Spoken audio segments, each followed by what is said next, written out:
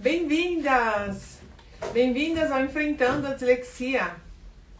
Eu sou Caroline e nesse perfil ensino mães em 4 semanas a entenderem os efeitos da dislexia em seus filhos e ajudá-los a vencer as dificuldades escolares. Bem-vindas! Essa live foi programada um pouquinho antes do horário normal, que eu sempre faço às 16 horas, porque hoje tem festa aqui em Nápoles, então nós antecipamos um pouquinho a live.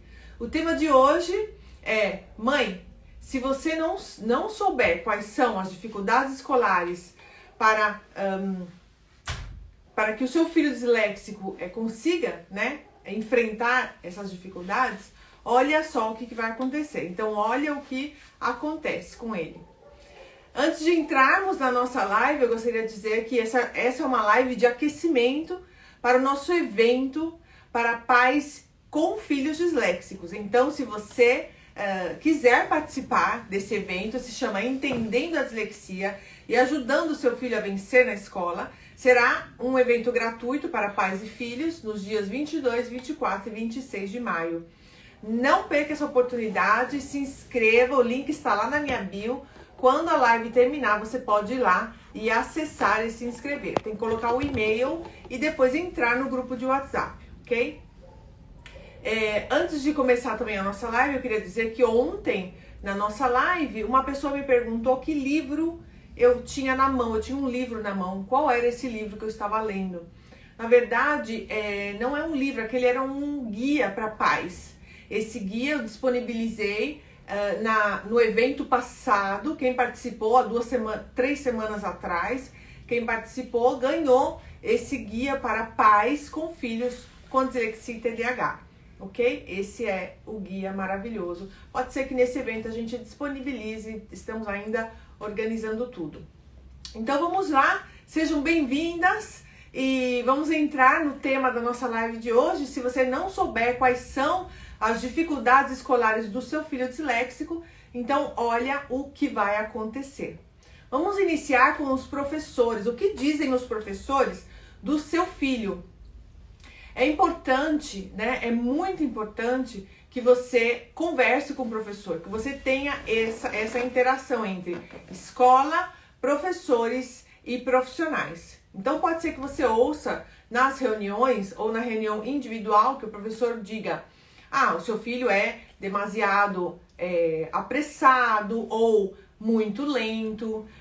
Ele é inteligente, mas não tem vontade de estudar. Ele é muito distraído. Ou não se esforça o suficiente. Vocês já ouviram essas palavras? Pode ser que os professores digam também: olha, normalmente o seu filho, ele se esquece de trazer os materiais necessários para a escola. Ele recusa ler, ele não consegue escrever. Ou enquanto lê, ele escreve e se move. Ele tá escrevendo e tá ali, dançando na cadeira. Ou se não, levanta, senta escrevendo. Continuamente ele se mexe na cadeira. Acostuma-se ter normalmente os professores, mas até quem não é professor, vê a criança que é um pouquinho atípica, fala: aquela criança ela tem um problema, então vamos deixar ela lá no cantinho, Normalmente as pessoas fazem assim. Então pode ser que você tenha ouvido todas essas frases, essas palavras dos professores, ou outras frases tipo: frequentemente ele pede muito para ir no banheiro. Isso acontecia com meu filho. Ele pedia assim, a escola começava das 7h30, 15 para as 8, até meio-dia e 45, mais ou menos, a escola. Ele pedia para ir 20 vezes no banheiro. Mas isso no Fundamental 1. Por quê? Porque era um modo dele escapar, era um modo dele não responder as perguntas, era um modo dele não interagir com os outros, era um modo dele não... se a professora pedisse para ele ir lá na lousa fazer algum exercício ou ler alguma coisa, ele não fazia, ele se sentia melhor no banheiro. Então ele ia 20 vezes no banheiro, a professora falava comigo. E eu, naquela época, eu achava que era normal. Eu falava: não, mas é porque ele tem problema de bexiga, ele faz muito xixi mesmo. Nossa, até à noite ele faz xixi, ele levantava muitas vezes para xixi de noite. E eu achava que, tudo bem, era normal. Falar algumas coisas na sala de aula, Você, ó, anota, faz um diário do seu filho, já da escola fundamental 1. Se você já tá vendo dificuldade, começa a anota tudo, para depois, quando for passar para o médico ou com uma equipe multidisciplinar, você poder relatar e contar o que a professora dizia na sala de aula. Porque nós mães, eu me coloco em primeiro lugar, porque eu tenho trigêmeos, então eu gostaria muito, agora não que eles já cresceram, né, Marcelo? Ai, Marcelo, dá um oi para todo mundo. Oi. Hoje o Marcelo tá aqui me ajudando. Eu gostei, quando eles eram pequenininhos, eu dizia que eu gostaria de ser uma mosquinha para entrar dentro da sala, para poder ver o que eles estavam fazendo, como é que era o relacionamento da professora com eles, o que eles falavam com os amiguinhos. E, né, isso nunca vai acontecer, nunca aconteceu, mas é interessante que se a professora chama vocês e dá esse feedback, é interessante que vocês anotem esse feedback para depois passar para o médico ou para a equipe multidisciplinar. Então, pedir para ir no banheiro várias vezes, pedir para sair, para passear, né? Quer sair toda hora. Diz que está cansado, diz que não consegue escrever. Muitas vezes ele fala, não consigo escrever, professora. Isso vai acontecer. E se ela relatar isso para você, você escreve para depois poder conversar com o médico. Então, acontece também para terminar essa parte, uma das características, acontece que a professora fala, olha, já me relataram que enquanto a criança estava lendo, as letras estavam flutuando. Então, pode acontecer. Se isso acontecer, você escreve, porque a criança está tentando ler, ela está tentando focalizar, mas ela não está conseguindo. Sempre voltando ao discurso da dislexia, né, o problema da decodificação e as letras, que parece que está ali no lugar, mas não está. Então ele evita copiar do quadro negro, ele não termina a tempo as lições e ele precisa ser encorajado constantemente.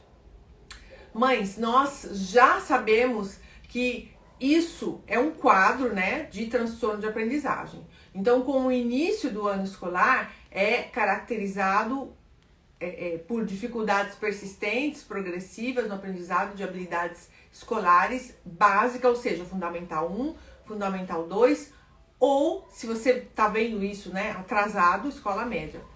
Para que se possa falar de um transtorno de aprendizagem, essas dificuldades devem ocorrer por pelo menos 6 meses.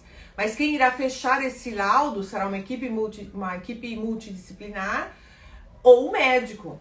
Somente eles poderão dizer se o seu filho tem dislexia ou não. Essas dificuldades impedem que as crianças sejam capazes de ler, de aprender a matéria que estão estudando. Portanto, esse desempenho escolar não é satisfatório. Eles não estão pare com os amiguinhos. Inclui nos diagnósticos de transtorno de leitura, transtorno de cálculo e transtorno de expressão escrita. E a principal característica dessa categoria é a especificidade.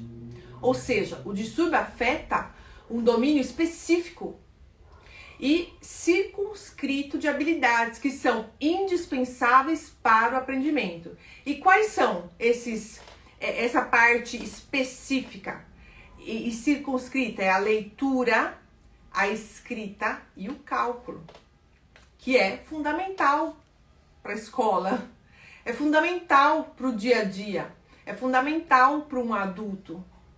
Então, para deixar aqui claro, a parte intelectual dessa criança é normal, tá? Normal. Isso significa que para ter um diagnóstico de dislexia, a criança não deve apresentar déficit de inteligência, problemas ambientais, psicológicos, déficits sensoriais ou neurológicos. Os transtornos de aprendizagem mais comuns são, com base nas diferentes especificidades, né, do transtorno de aprendizagem, eles são classificados em dislexia. A dislexia é um transtorno específico de aprendizagem. Eu sempre falo aqui da dislexia, né? Vocês já devem ter visto vários posts falando sobre a dislexia, mas eu vou repetir de novo, porque pode ser que tenha alguma mamãe nova que ainda não saiba o significado da dislexia. A dislexia é um transtorno específico, nós acabamos de dizer o que é ser específico, de aprendizagem, caracterizado pela dificuldade de ler com precisão e ou fluência.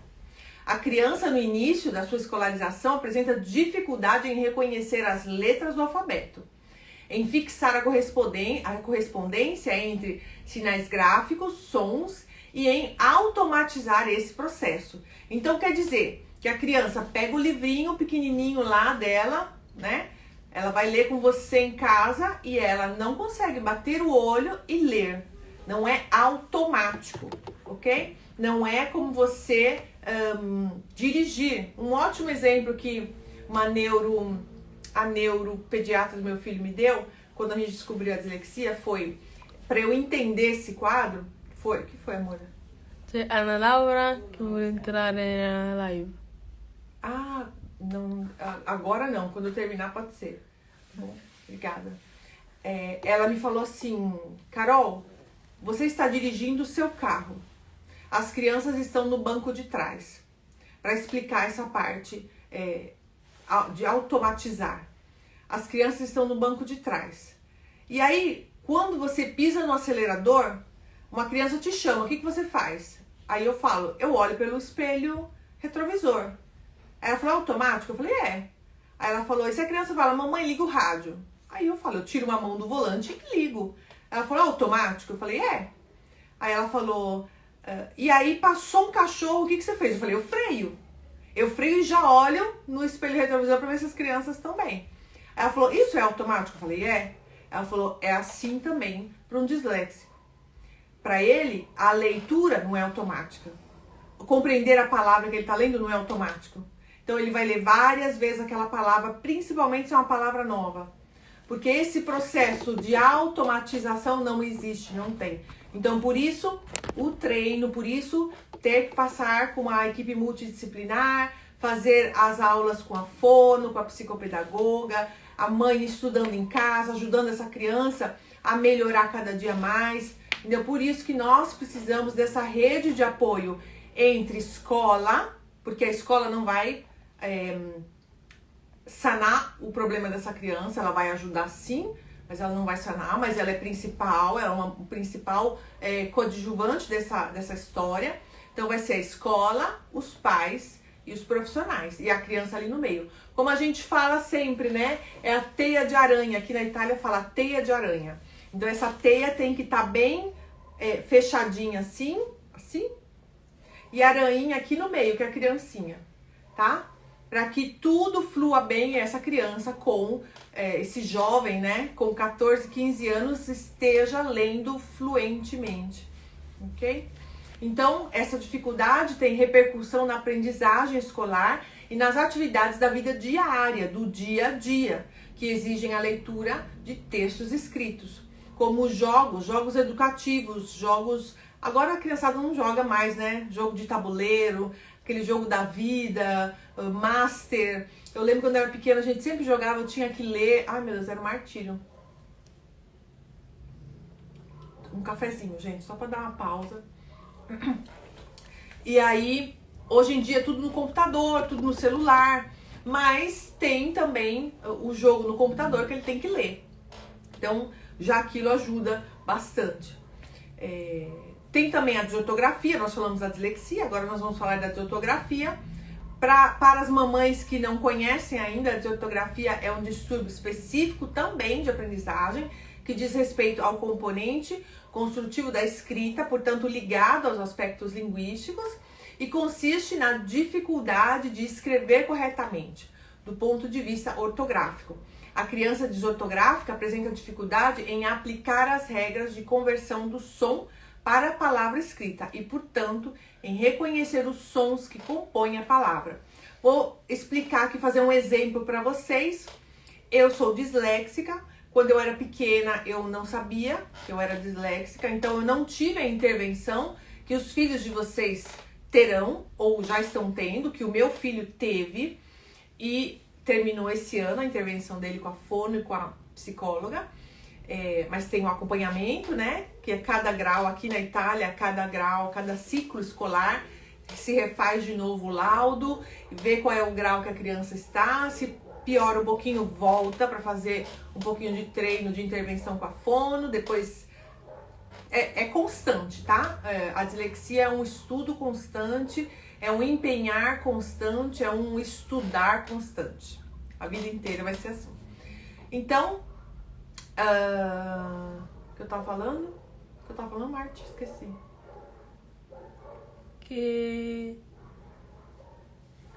Ok.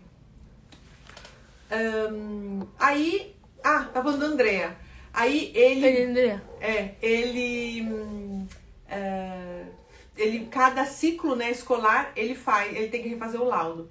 Porque justamente na parte ortográfica é a parte mais complicada, né? A leitura ele tá indo super bem, mas mandar mensagem no celular, se você não coloca o teclado eletrônico para corrigir você acaba mandando a mensagem errada. Então acontece muito que ele acaba mandando. Aqui na Itália tem muitas duplas consoantes. Então acaba que você manda a mensagem errada. E eu não tive a intervenção, até hoje mando muita mensagem errada. Por mais que eu leia em voz alta, né, controle, recontrole, falo para outras pessoas lerem. Mas comigo acontece sempre. Mas beleza, né? Qual é o problema? Vida que segue. Tá bom? Então é uma coisa para não... vai ter intervenção, vocês irão fazer o acompanhamento com a fono, acompanhamento com a psicopedagoga, o acompanhamento em casa com a mãe, você mãe que vai estudar para poder ajudar o seu filho. Mas vão ter algumas coisas que a criança não vai conseguir fazer e tudo bem, passa por cima e continua. Continua porque Albert Einstein, o professor a escola mandou ele embora da escola e ele começou a estudar em casa. E depois de um certo tempo ele voltou para a escola. Então, ele era o gênio que é, né? Então, a gente bola para frente.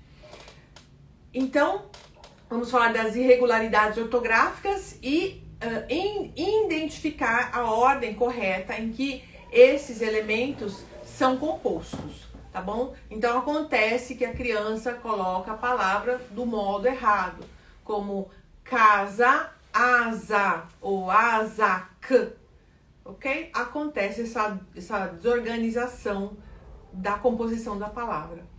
Não grite com a criança, não reclame com a criança, se você já sabe que ela é desortográfica, se você já sabe que ela tem transtorno de aprendizagem, calma, mostra para ela com calma como se escreve a palavra, o som das palavras, de cada letra e faça ela escrever de novo aquela palavra. Não 100.000 vezes. Uma vez tá bom. Mas todas as vezes que ela tiver que reescrever aquela palavra e ela errar, você mostra que aquela palavra se escreve assim. Tá bom? Tem também a descalculia, que é o déficit no sistema de processamento e ou cálculo de números. Pode haver dificuldade em associar número com quantidade. Ou em compreender que 2, eu até anotei aqui pra vocês, ó, 2 é igual a 2. Ó, a pessoa não entende que o 2 é igual ao 2. A palavra 2 tem o mesmo valor. Além disso, uma criança descalcúlica pode não ter em mente a ideia dos números e pode não compreender o valor posicional dos dígitos. Por exemplo, 345, ó, 345. Ele vai ler 354. E isso acontece frequentemente. Então, numa prova de matemática, é interessante que a professora saiba o que é descalculia, saiba como corrigir, mas vamos fazer um exemplo de uma expressão. Ela saiba que o resultado final deu errado, mas porque lá no início da expressão ele trocou um número, ou ele trocou um sinal. A professora, compreendendo isso, ela pode chamar a criança ou o jovem e falar, me explica aqui oralmente essa expressão. A pessoa vai explicar ou vai fazer na lousa passo a passo e vai sair o resultado certo, com certeza. Porque o disléxico, ele estuda, ele sabe, mas no momento de externar, no momento de falar ou de fazer, ele acaba se confundindo, tá bom?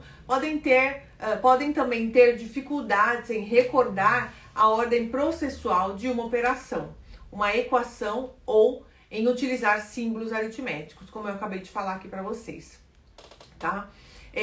Vamos então agora aprofundar o que significam as palavras, algumas palavras que eu separei para vocês, e uma delas é específica. Eu já tinha explicado um pouquinho o que é essa palavra, mas eu queria explicar para que a mãe que acabou de ter o diagnóstico, né, do filho que tem dislexia, ou você que já tem algum tempo que já sabe que seu filho tem dislexia, tem algumas palavras que são específicas nesse meio de transtorno de aprendizagem.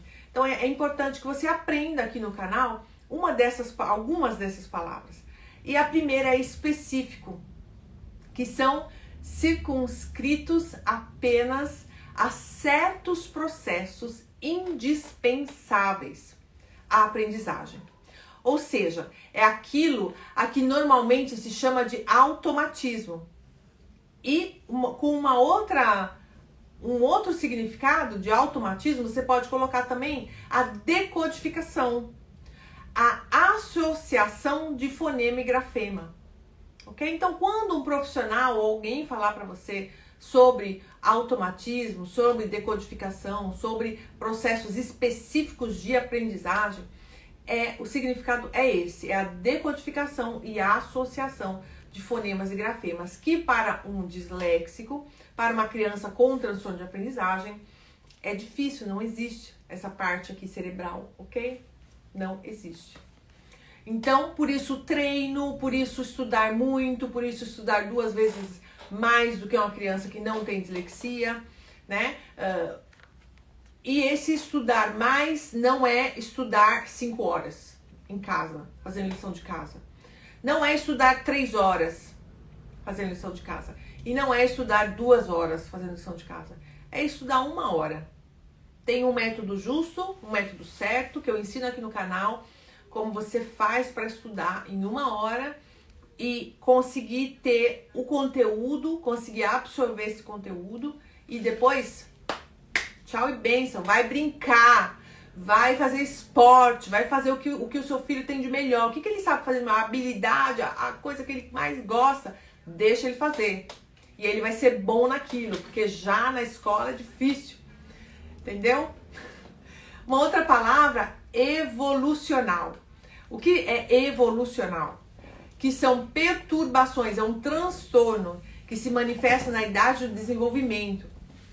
É o déficit de respeito ao desenvolvimento de competências nunca adquiridas e não perdidas devido ao evento, traumático. Fala-se, portanto, de dislexia do desenvolvimento.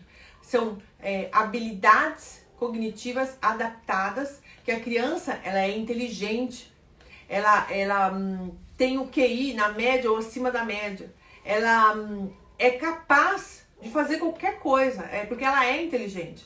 Só que ela tem o transtorno, ela não tem a decodificação, ela não tem o automatismo, ela não tem todas essas outras palavras que eu expliquei para você, mas a habilidade cognitiva ela é inteligente, tá bom?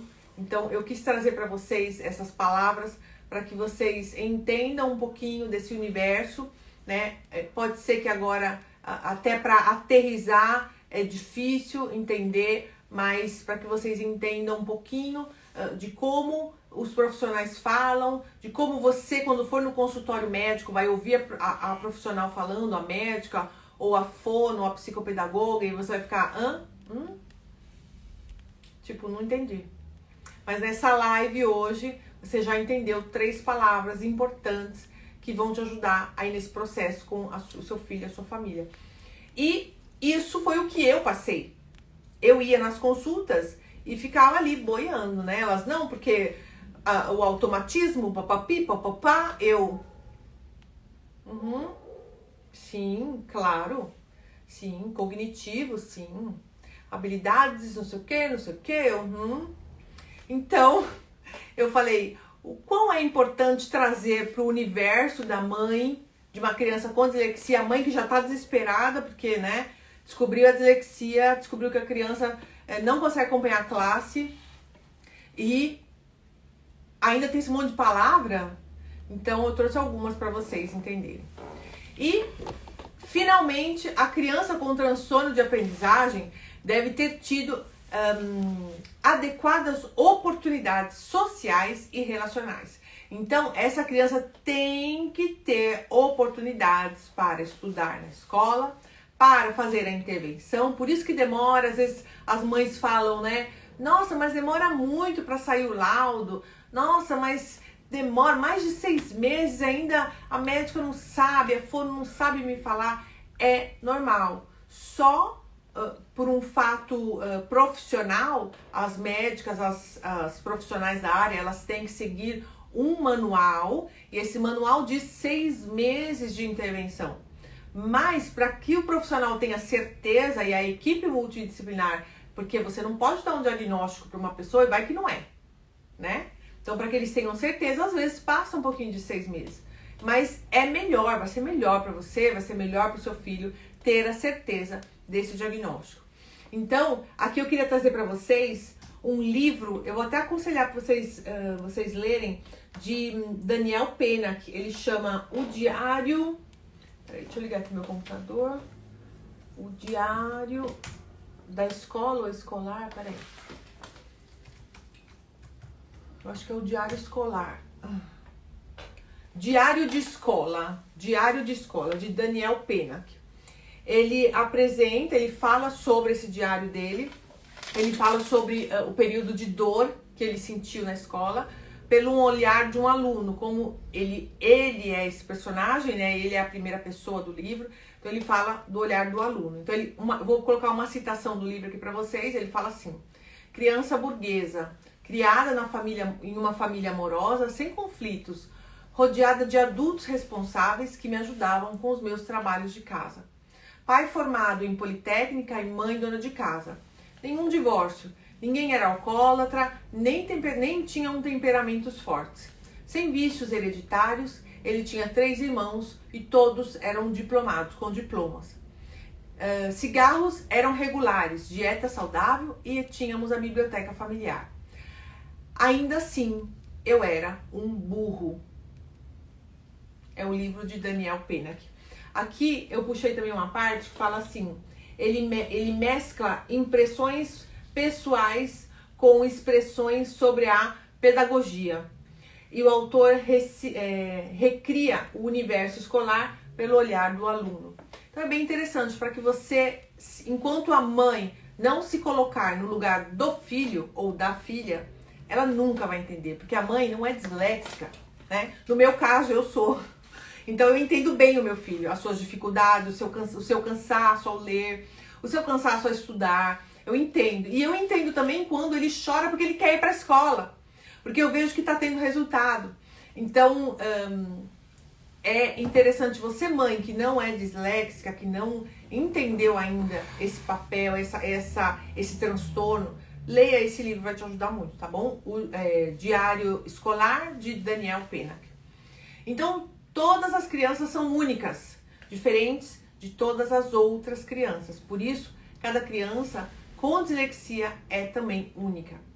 Quando os professores estão convencidos de que é bom proceder com uma investigação diagnóstica, eles podem preparar um relatório que será assinado pelo professor e pelo diretor e entregue aos pais. Os pais entregarão esse relatório ao especialista, ao médico, né, no caso, e eles não pensam, né, nessa solução, nesse meio. E isso é muito interessante, esse documento é muito interessante, porque eu trago isso para você, mãe, dentro de um guia para pais. No evento passado que nós fizemos, eu entreguei esse guia para pais, onde tem esse documento, que a professora pode preencher, falando as dificuldades dessa criança, e a escola assina e leva a mãe leva para o profissional. Chegando ali, o profissional, ele tem o resumo da professora. Então, o profissional sabe o que a criança está passando. Caso eles não pensem nisso, dê essa ideia para a escola, porque é muito interessante. Seria muito interessante que o médico, né, tivesse esse parecer, esse olhar do professor nas mãos, para identificar com mais clareza os passos a serem tomados. Fica a ideia para ser proposta na sua escola. Você pode falar com a professora, você pode falar com a diretora. Participa também do nosso evento no dia 22, 24 e 26 de maio. Porque provavelmente eu vou disponibilizar de novo esse guia para pais com crianças disléxicas e com TDAH. Porque é um guia, assim, fantástico para que você... tem várias ideias para que você, mãe, leve essas ideias para a escola, tá? Então fale com a direção, fale com os professores, é muito interessante. E o quão importante a professora falar e explicar as dificuldades que ela vê em sala de aula no seu aluno. Assim, quando os pais chegarem no consultório médico, podem elencar as dificuldades e rapidamente o médico já tem um quadro da situação, um quadro mais claro do que está acontecendo com essa criança em sala de aula, ok? Uma coisa é a mãe e o pai darem as informações, outra coisa é a professora que está lá, né, em contato 5 horas com a criança, dar as informações. Então, depois eu posso até fazer uma foto e depois eu coloco nos stories para vocês entenderem, tá? Verem o que eu tô querendo dizer com esse documento. Agora nós vamos falar sobre o teste para o diagnóstico de distúrbio de aprendizagem. Aqui nós estamos lidando com distúrbio de aprendizagens distintos, cada um com a sua própria característica, né? O seu próprio problema, mas que são frequentemente associados. Uns com prática clínica e outros entra com a psicóloga, entra com a psicopedagoga, cada um entra com a fono, cada um vai ter o seu modo de ser tratado, né? Então aqui nós vamos falar sobre o diagnóstico da dislexia, de ortografia e a descalculia. É feito após o resultado de testes específicos, tá? Não é um teste geral, é um teste específico, feitos testes com a fono, testes com a psicóloga e testes com a fonoaudióloga. Alguns testes também são feitos com a neuropediatra. Aqui na Itália, tipo teste de QI, faz direto com a neuropediatra. Pode ser que no Brasil seja ao contrário, faça com a neuropsicóloga, ok? Aí depende. Estes testes são projetados para verificar o status de aprendizagem de habilidades instrumentais, o funcionamento cognitivo e o neuropsicológico e emocional dessa criança ou desse jovem. A equipe multidisciplinar é formada por psicólogos, pedagogos, fonoaudiólogos, neurologistas ou neuropsiquiatras. Isso também vai depender da cidade que você estiver. Como o Brasil é muito grande, né? Plano de saúde demora muito, o SUS demora muito, então vai depender do que tem na tua cidade e como você vai conseguir se adequar, tá bom? Com a situação que tem real na tua cidade. Pra gente terminar, os transtornos de aprendizagem, quais são as causas deles?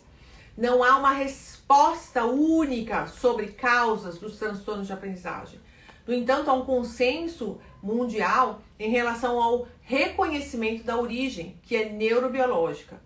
Entre as causas foram investigados principalmente fatores genéticos, né, que nós já falamos aqui em outras lives, ou adquiridos, como teve um acidente, um problema cerebral, uma lesão cerebral, ou um problema gestacional. Naquele período que a criança estava se formando, teve um problema ali gestacional, tá bom? Então, a experiência clínica e os dados de várias pesquisas sugerem que os transtornos específicos de aprendizagem ocorrem frequentemente em associação com transtornos emocionais e comportamentais. E aqui a gente fala sobre a comorbidade, que a gente falou um pouquinho na live de ontem, né? As comorbidades existem, são reais, mas são passageiras, porque isso aconteceu com meu filho. Agora eu vou elencar para vocês, depois eu conto um pouquinho do que aconteceu. A comorbidade entre os transtornos específicos de aprendizagem tem os transtornos, o TDAH, transtorno desafiador positivo, transtorno de conduta, transtorno... TDAH, conduta... transtorno de ansiedade. Transtorno de ansiedade, ok? E pode acontecer que tem essa comorbidade, mas como no caso do meu filho era transtorno de ansiedade, por isso que era passageiro, ok? Então teve um período que ele passou com a psicóloga, justamente pelo fato do transtorno de aprendizagem subir tanto no fato de não conseguir ler, não conseguir escrever, não conseguir ter amigos, não conseguir socializar, que ele se fechou. Ele se fechou, ele não falava. Ia na médica, ficava assim. Ia na escola, ficava assim. A professora perguntava uma coisa, ele não respondia. Chegava em casa, dai, Andréa, fala alguma coisa, tal, fala, falei. Aí a gente correu e a médica falou, olha, é um período que ele tá com esse transtorno, ele tá com um transtorno de ansiedade. Vamos fazer uma terapia que você vai ver que com o tempo ele vai se soltar. E realmente se soltou, passou, acabamos mudando de escola, a chavinha virou, porque tem um momento na vida de quem tem transtorno de aprendizagem que a chave vira e agora ele tá super bem, tá bom? Diferente do TDAH, que não é passageiro, diferente do transtorno de conduta, diferente do aquele opositivo, né? Que agora não lembro o nome. É diferente, não é passageiro, tá? Esses permanecem. É o transtorno de aprendizagem mais essa outra comorbidade.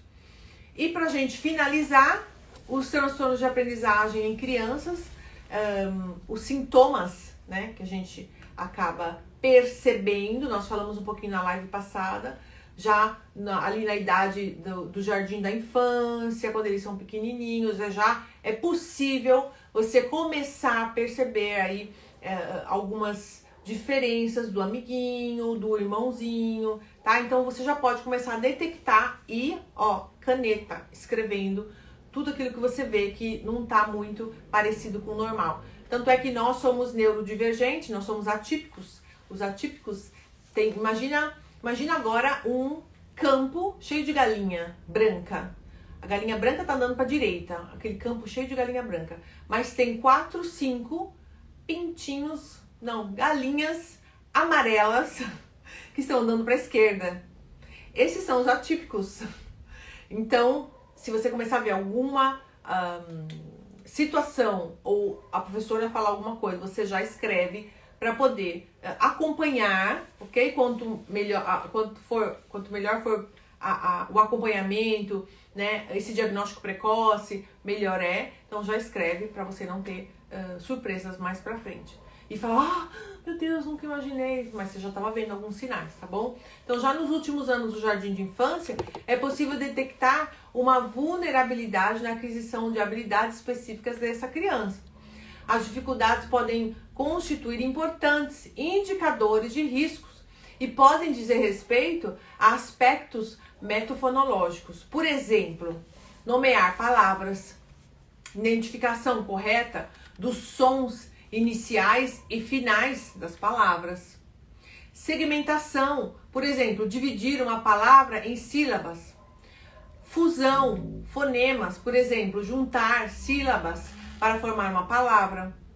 Como linguagem, habilidades motoras finas. Um exemplo, segurar a caneta quando ele estiver desenhando. Dificuldade em manipular objetos pequenos. Dificuldade em usar a tesoura e o pincel. Tudo isso você tem que observar. Esse período de jardim de infância, a professora, com certeza, se vê uma dificuldade, ela vai falar, mas você olha em casa também, porque você é uma mãe atenta. Então, a gente pode ver também a coordenação visomotora, por exemplo, dificuldades em desenhar, em copiar espontaneamente, montar um quebra-cabeça, ok? A entrada no primeiro ano, geralmente, é crucial para identificar as crianças que podem desenvolver um transtorno específico de aprendizagem. Geralmente fica evidente essa dificuldade no final do terceiro ano, com a criança tendo 8 anos e meio, quase 9. Os pais que relatam essas dificuldades, é interessante que eles conversem com as professoras, porque a professora do terceiro ano e do quarto ano vai ver isso com muito mais forte, né? Com muito mais força, porque já saiu do jardim de infância, ele já cresceu, já foi alfabetizado, e ali ele tem que ler e ele tem que escrever bem. Então, se ele tá com essa dificuldade, vão e corram, porque é o momento certo, tá bom? E pra gente terminar aqui, eu gostaria de dizer que... Claro. Eu gostaria de dizer que a semana que nós estamos fazendo seria uma semana só para pais, para mães, na verdade. Que a gente acaba chamando os pais, mas eles acabam não vindo. Então é uma semana importante para mães. Nessa semana nós iremos mostrar para você como você vai poder ajudar a sua criança, esse seu filho em casa. Como você vai entender, como você vai se colocar no lugar dessa criança, né? Se colocando no lugar do seu filho, você vai poder compreender quão difícil é ler, quão difícil é, mamãe, escrever. Ficar lá horas e horas escrevendo. A partir daí, mãe, quando você entende isso, você vira uma mãe leoa. Você vira uma mãe que você pega esse guia que eu tô falando pra você, que eu vou disponibilizar pra vocês, vai lá na escola e dá xerox para as professoras, dá xerox para a diretora, fala, olha, tá aqui, ó, você não sabe o que é dislexia, você não sabe quais são as adaptações, eu vou te dar, tá aqui, ó, eu sei. Porque as escolas não estão preparadas, os professores ainda não estão atualizados no Brasil. E isso é tudo muito novo pro Brasil, isso é tudo muito novo para os professores, muito novo para você, mamãe, eu entendo isso. Mas se você tem a oportunidade, através aqui do Instagram, né, essa ferramenta que quem iria imaginar que poderia trazer tantas soluções, tantas bênçãos, né, para a sua vida e para a sua casa. Então, através dessa ferramenta, eu quero convidar você para participar desse evento para mães com filhos com dislexia. O evento chama Entendendo a Dislexia, ajudando o seu filho a vencer na escola. É um evento que é gratuito, um evento online, preparado e feito justamente para você, mamãe, que corre muito o dia todo. Eu sei porque eu também corro com os meus filhos o dia todo. E tem trabalho de casa, pura. Então, 24 e 26 de maio, nós teremos esse evento. Não perca, é uma oportunidade maravilhosa para você que está entrando nesse universo da dislexia, para você que quer saber mais sobre ferramentas, como ajudar o seu filho em casa, como poder passar essa informação, que você seja uma embaixadora da dislexia na tua cidade. Eu queria trazer o exemplo aqui de uma aluna minha, Eli. Ela fez dora da dislexia, do transtorno de aprendizagem na cidade dela. Ela tá sabendo muito. Eu tô em cada cidade, em cada estado, em cada bairro do Brasil. Hoje nós estaríamos todos nós sabendo o que é dislexia. Então se empenhe, venha com vontade de estudar, venha com vontade, com fome de conhecimento, para ajudar o seu filho. O maior bem que nós temos são os nossos filhos. Eu com 3, né? Eu com trigêmeos. São os meus filhos, o meu maior bem. Então, se Deus me deixou essa herança, eu tenho que cuidar bem dele. Então, eu convido você, clique no link da minha bio, quando a gente terminar aqui nessa live, e se inscreva, coloque o seu e-mail e entre no grupo do WhatsApp para receber todas as notificações, todos os presentes que vocês receberão nessa semana do dia 22, 24 e 26 de maio, tá bom? Eu espero que vocês tenham gostado, que essa live tenha sido esclarecedora. Eu espero vocês para a live de amanhã. Daqui a pouco eu coloco o post para falar o que nós iremos falar amanhã. É uma live super interessante, vai ter uma convidada especial.